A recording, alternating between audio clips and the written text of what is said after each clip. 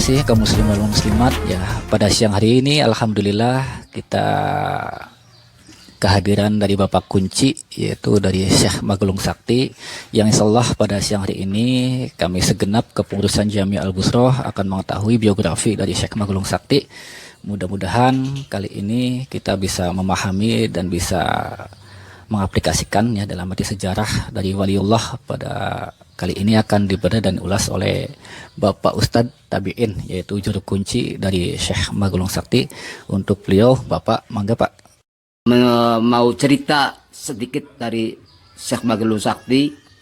Ya, insya Allah apa yang saya pahami, apa yang saya tahu, diantaranya yaitu Syekh Magelung Sakti ini bukan asli penduduk sini, balik penduduk dari Timur Tengah, yaitu dari Syam. Nah, sehingga menurut cerita datang kemari ini dengan tujuan apa? Tujuan mau memotong rambut. Dikarenakan beliau ini dari kecil sampai dewasa itu apa? Tidak ada yang bisa memotong rambut. Sehingga ada yang mengasih tahu, yaitu diantaranya kalau kamu benar betul-betul kepengen dipotong harus keluar dari negara Syam, yaitu adanya di Cirebon. Sekaligus dikasih tahu namanya itu Sunan Gunung Jati. Sebagian lagi yang mengatakan itu Mbaku Cirebon. Jadi itu versinya ada dua, ada yang mengatakan itu apa Syarif Hidayat atau Sunan Gunung Jati, dan juga ada yang mengatakan diantaranya Mbaku Cirebon. Nah, akhirnya secara tidak sadar langsung beliau ini datang kemari ke Cirebon. Secara singkat bertemulah di yang sekarangnya itu namanya Karanggetas. Di situ waktu itu masih alas. Akhirnya pas waktu itu masih merupakan kakek-kakek yang sedang mengembala kambing. Nah, akhirnya bertanya beliau itu, Syekh Magelung Sakti maksudnya, kayak katanya betul di sini ada yang bernama Sunan Gunung Jati. Nah, terus kakek jawab, emang ada apa? Ada yang mengasih tahu bahwa saya kepengen dipotong rambutnya, dikarenakan di sono nggak ada yang bisa memotong rambutnya. Akhirnya nanti juga ada yang memotong. Dengan secara singkat itu langsung jatuh rambut tersebut. Tempat jatuhnya rambut tersebut itu dinamakan Karanggetas. Itu pengambilan dari rapuhnya rambut yang segitu kuatnya, yang segitu hebatnya. Di Timur Tengah itu nggak ada yang bisa memotong, itu dengan dipandang atau cuma dipegang langsung jatuh. Itu pengertian getas-getas itu begitu, Pak. No, makanya sekarang dinamakan Jalan Karanggetas. Sejarahnya Syekh Magelung itu, Pak. No, akhirnya rambut tersebut dilempar ke kali, yang kalinya tersebut dinamakan Kali Sukalillah. Sukalillah juga. Itu begitu. Karena Allah Ta'ala ikhlas. Itu sejarah dari sini juga Sukalillah itu, Pak ya. Akhirnya secara singkat sesudah dipotong ya, Pak ya. Ini nggak ada tujuan pulang mungkin. Akhirnya minta dianggap muridnya lah. Minta dianggap murid Sunan Gunung Jati mungkin itu ya. Akhirnya ya udah, kalau kamu nggak pulang, kasih tugas untuk menyebarkan agama Islam. Akhirnya dikasih tugas untuk menyebarkan Islam bagian utara sini, Pak. Kan yang barat, yang selatan, yang timur kan ada masing-masing. Nah, itu yang diserahkan oleh Syekh Magelung itu bagian utara sini. Akhirnya secara singkat yang terpilih oleh beliau ini kampung ini Karangkendal. Ini ya. Jadi yang selain Karangkendal itu cuma dilewati aja. Banyak kan dari Gunung Jati, Kelayan, Pasindangan, terus apa sih? Ya terus tiap-tiap desa dilewatin, nggak ada yang disukai, cuman yang disukain ini oleh beliau ini Syekh Magelung Sakti. Akhirnya menetaplah di sinilah. Begitu, Pak. Di Karangkendal sampai meninggalnya istilahnya itu di sini insya Allah. Syekh Magelung itu terdengar bahwa di Penguragan itu ada sayembara yang nyamannya Mas Ganas. Akhirnya coba-coba mungkin akan milik saya, kata Pangeran Magelung kan begitu ya. Akhirnya begitu secara singkat mau ikut tanding di Penguragan. Nyimas Gandasari keluar, tandinglah di situ berdua, Pak ya. Sama-sama saktinya. Secara singkat akhirnya nggak mampu Nyimas Gandasari itu untuk menandingi Syekh Magelung tuh.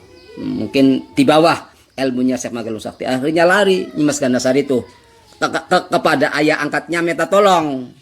Siapa ayah angkatnya itu? Mbakku Cirebon. Ke sono. Akhirnya lari ke sono minta tolong Nyimas Gandasari itu. Langsung dikejar oleh Pangeran Magelung. Secara singkat udah sampai sono. Akhirnya ditanya, ada apa nih? Dikejar-kejar kata Mbak Kuwun. Mbak kamu tuh. Ini katanya ini yang adakan sayang barat tapi udah terbukti udah kalah. Jadi saya menuntut. Kata Pangeran Magelung gitu ya. Akhirnya kata Mbakku tuh, Mas Gandasari kamu betul bilang begitu. Ya. Ya udah ini udah terbukti. Itu berarti suami kamu harus dilaksanakan. Nah, mungkin ya secara agama mungkin dinikahkan ya. Nah, cuma sesudah dinikahkan secara sah. Pangeran Mas Gandasari ada permintaan. Ya sementara saya bersedia jadi istrinya, tapi ada permintaan satu. Apa permintaannya? Sementara sekarang nggak bisa kumpul seperti manusia biasa tidur bersama-sama satu malam atau satu ranjang. Tapi saya nggak bisa. Nanti saja di akhirat kumpul bersamanya. Sekarang sih ya masing-masing sendiri-sendiri aja. Kamu pulang ke kampungnya sendiri, saya kamu pulang sendiri. Akhirnya sudah terdengar oleh Pangeran Mbak Kuwu. Akhirnya kembalikan kepada Pangeran Magelung. Gimana Magelung, kamu sedia nggak? Tuh ada permintaan begitu tuh. Insya Allah. Ya udah kalau sama-sama kalau dua-duanya udah udah setuju, ya kamu pulang ke sono ke kampung masing-masing. Mas Gandasari pulang ke Penguragan, Syekh Magelung pulang ke Karangkendal.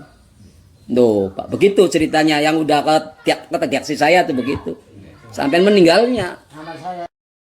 Malahan beliau ini setengah saking manakibnya atau sejarahnya itu waktu meninggal itu nggak ada yang tahu nih Pak. Dikarenakan nggak punya saudara, nggak punya anak. Akhirnya pada waktu masa ditugasin oleh Sunan Sarip Hidayat itu tiap bulan itu absen 1 bulan absen bahwa masih aktif menjalankan tugas dari keraton. 1 bulan absen. Akhirnya lama-lama sampai 3 bulan nggak absen. Akhirnya di sono istilahnya ini apa sih? Pada tanya-tanya kok biasanya Magelung kenapa nih tiap bulan tanya tapi apa sih absen sampai sekarang 3 bulan apa sih nggak ada absennya. Akhirnya sono dilihatin barangkali sakit kali kata dari keraton itu Pak ya. Akhirnya sampai sini dicek ternyata udah nggak ada. Kari makbadnya saja tempat ibadahnya dan juga cahaya dari tanah ke atas mencorong. Itu akhirnya sudah ditinjau begitu ke dalam keadaannya pulang kasih tahu ke keraton itu Syekh Magelung itu udah nggak ada di tempatnya di makbadnya cuma adanya cahaya dan tempat ibadahnya. Nah, ya sehari bakal konon sono kasih gubuk kata orang keraton tuh akhirnya udah disetel ya udah pas apa ya kloponya ini saka-saka 4. Nah bawa ke sini pas datang ke sini udah jadi. Udah ada ini gubuknya gitu. Jadi bangunan yang dari keraton itu nggak kepake. Ya secara singkat ya. Jadi datang tujuan mau memotong rambut. Akhirnya istilahnya minta diaku Pangeran Magelung dari keraton. Sampai menetap di sini. Sampai meninggalnya. Sampai sekarang. Itu terakhirnya Pak. Makanya di sini nggak ada turunan. Makanya kalau ditanya tuh. Di sini istilahnya waktu meninggal tahun berapa. Hari berapa saya belum bisa jawab dikarenakan nggak ada yang tahu. Itulah sekilas sejarah Syekh Magelung Sakti. Barangkali lain kali ya bisa saya ceritakan begitu ya. Nah, dari saya segini aja awal akhirnya saya mohon maaf. Assalamualaikum warahmatullahi wabarakatuh. Alhamdulillahirabbil alamin. Tadi diulas oleh Bapak Ustadz Tabiin yaitu mengenai sejarah dari Syekh Magelung Sakti yang alhamdulillah beliau telah berdakwah di daerah Cirebon dan banyak mengislamkan dari masyarakat Cirebon yang alhamdulillah tadi barusan diulas oleh Bapak Ustadz Tabiin. Mudah-mudahan hal ini bisa menjadikan barokah dan ilmu kita untuk lebih taat kepada Allah Subhanahu wa taala dan untuk lebih mendekatkan diri pada Allah Subhanahu wa taala dan beribadah sebaik-baiknya sesuai dengan syariat dan aturan agama Allah Subhanahu wa taala. Amin.